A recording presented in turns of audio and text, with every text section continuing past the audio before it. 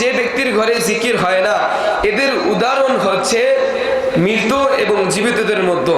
অর্থাৎ যে ব্যক্তির ঘরে জিকির হয়, যে ব্যক্তির ঘরে কোরআনের তেলাওয়াত হয়, যে ব্যক্তির ঘরে আল্লাহ রাব্বুল আলামিনের তাসবিহ তাহলিল সব সময় হয়, সে ব্যক্তির ঘর সব সময় জিন্দা থাকে। আল্লাহ রাব্বুল আলামিনের রহমতের ফেরেশতা সেই ঘরকে সদা সর্বদা বেষ্টন করে রাখে। সুবহানাল্লাহ। তার মানে বোঝা গেল আমাদের জিকির করতে হবে। আমাদের কি করতে হবে? আজকে একটা আমল শিখিয়ে দেব। হ্যাঁ, এই হুজুর একটু আজকে একটা আমল শিখিয়ে দেব। দেখো তো কে কে করতে পারবেন? পারবো তো ইনশাআল্লাহ। আন আবি হুরায়রা রাদিয়াল্লাহু তাআলা আনহু قال قال رسول الله صلى الله عليه وسلم من سبح في دبر كل صلاة ثلاثا وثلاثين, যে ব্যক্তি প্রত্যেক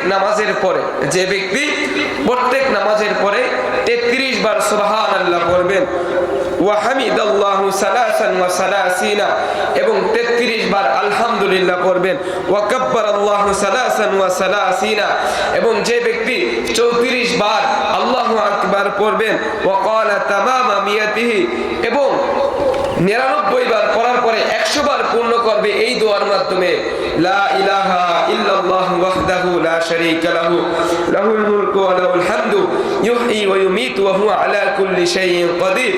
এরপর আল্লাহ নবী সাল্লাল্লাহু আলাইহি ওয়াসাল্লাম বলেন, গুফিরাত খাতায়াহু, আল্লাহ রাব্বুল আলামিন তার সমস্ত গুনাহগুলো maaf করে দেবেন, ওয়া ইন কানাত মিসলা যাবাদিল বাহরি, যদিও তার গুনাহটা সাগরের ফেনা পরিমাণ হয়। সুবহানাল্লাহ।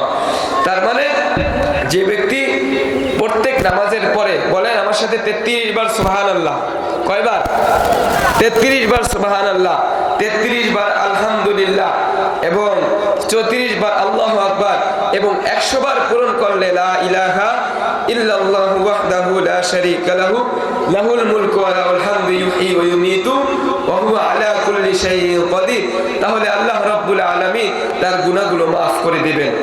আরেকটা জিকির সদা সর্বদা আপনারা করবেন, এই শেষ করে দিচ্ছি, আমার সাথে বলুন, সুবহানাল্লাহি ওয়া বিহামদিহি সুবহানাল্লাহি আযীম। এ ব্যাপারে আবু হুরায়রা রাদিয়াল্লাহু তাআলা আনহু বলেন, কালিমাতান খাফিফাতান আলাল লিসান, দুইটি বাক্য এমন রয়েছে যে বাক্য দুইটি মুখে উচ্চারণ করা একেবারেই সহজ, হাবিবাতান ইলার রহমান, এবং আল্লাহ রাব্বুল আলামিনের কাছেও অনেকটা প্রিয়, সাকিলাতান ফিল মিজান, এবং এই জিকিরটা মিজানের পাল্লাকে ভারী করে দেবে, মিজানের পাল্লাকে ভারী করে দেবেন। ওয়াহুয়া, তা হলো কি? সুবহানাল্লাহি ওয়া বিহামদিহি, বলুন আমার সাথে, সুবহানাল্লাহি ওয়া বিহামদিহি সুবহানাল্লাহিল আযীম। পারবো তো ইনশাআল্লাহ? দেখি তো কার কার হয়েছে এই জিকির দুইটা।